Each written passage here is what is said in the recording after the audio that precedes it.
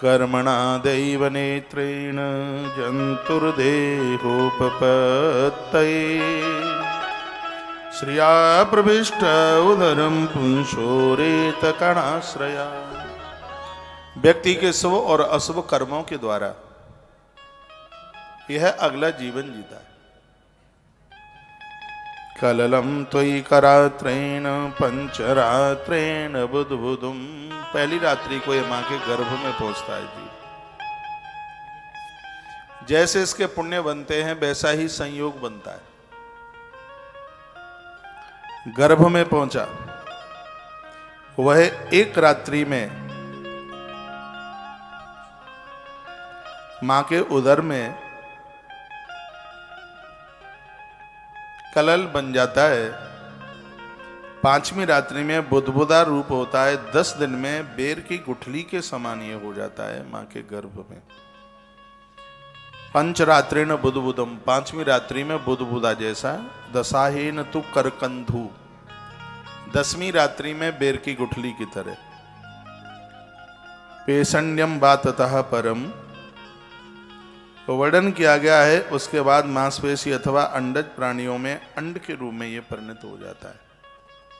मांसेन तुषरोदाभ्याम, पहले महीने में इसका मस्तिष्क निकलता है जीव का। बाहुंग्याद्यस्तस्त विग्रह, 2 मास में हाथ पांव आदि अंगों का विभाग, इसके अंग हैं हाथ पांव पैर, ये सब दूसरे महीने में निकलते हैं।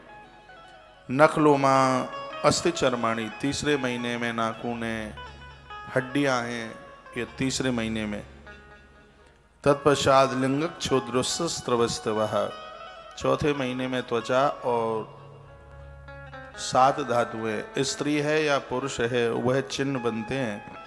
चतुर्विधातवः सप्त पंचवी चतुस्तवः, चौथे ही महीने में 7 धातुएं बनती हैं। 5वें महीने में इस जीव को थोड़ी सी भूख लगती है।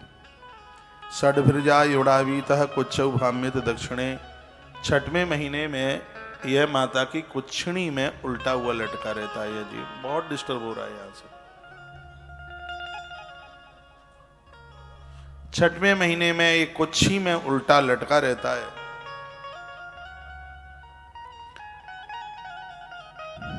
झिल्ली से लिपटकर वह दाहिनी कोख में घूमता रहता है।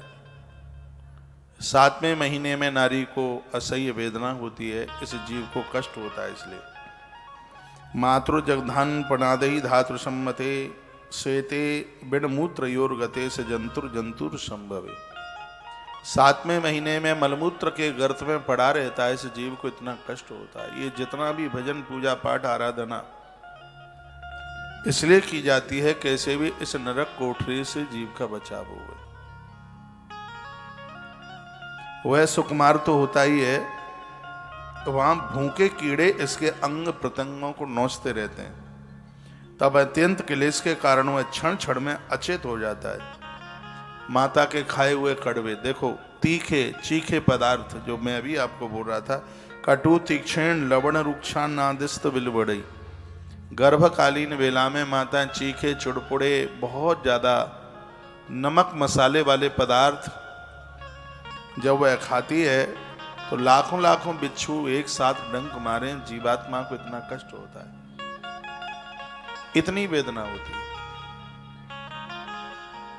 गर्भाकालीन बेला में तो नारी को कम से कम ना के बराबर मसाले में क्या ले ले, थोड़ी हल्दी ले ले, धनिया और हल्का सा राम रस, बस, इससे ज्यादा नहीं। ज्यादा तला हुआ ना खावे, बाजारू ना खावे। पेट में पलने वाले गर्भ को बहुत ज्यादा दिक्कत, बहुत परेशानी होती है। उल्वेन समृतस्नत्रस्य विहरावृता, वह जीव माता के गर्भाशय में झिल्ली में लिपटा हुआ और आंतों से वह घिरा हुआ होता है। उसका सिर पेट की ओर, पीठ गर्दन कुंडली की तरह मुड़े हुए होते हैं। उसके घुटने माथे से लगे हुए होते हैं, बिल्कुल ऐसे घुमा होता है तीर कमान की तरह। यह पिंजड़े के पंछी की तरह वह कैद होता है। धीमे धीमे इसको कष्ट झेलता झेलता इसको 9वां महीना हो जाता है। तब यह जीव परमात्मा से प्रार्थना करता है। वो तो आज भूल गए हैं, दुनिया के चकाचौंध में बड़े बड़े कष्ट झेल करके आए। ईश्वर से यह प्रार्थना करता है, तस्योपसन्नमभितम जगदक्षयात नाना तनोर्भुवि चल चरणार विंदम सोहम ब्रजाम शरणम कुतो भयम में ये निद्रसी गत दृश्य सतोनुरूपा। यह जीव रो पड़ता है और कहता है कि हे प्रभु, मैं आज वायदा करता हूं, जब से मेरा जन्म होगा तब से लेकर के मृत्यु पर्यंत मैं आपका भजन करना नहीं भूलूंगा। कैसे भी इस गर्भ कोठरी से, गर्भाशय से आप मुझे बाहर कर दीजिएगा। कैसे भी इस नरक कोठरी से प्रभु मुझे बाहर कर दें, ये कष्ट मुझसे अब झेलता नहीं है। वह भगवान से प्रार्थना करता है। गर्भ में जीव को भारी कष्ट होता है, बहुत ज्यादा वेदना होती है। परमात्मा का एक नाम है दयालु, कंबा दयालुम शरणम ब्रजे में। जीव के ऊपर ईश्वर को दया आती है और वायु प्रसव के द्वारा जीव मां के उदर से जमीन पर आके गिरता है। जब यह जन्म लेता है तब इसकी आंखें खुली होती हैं।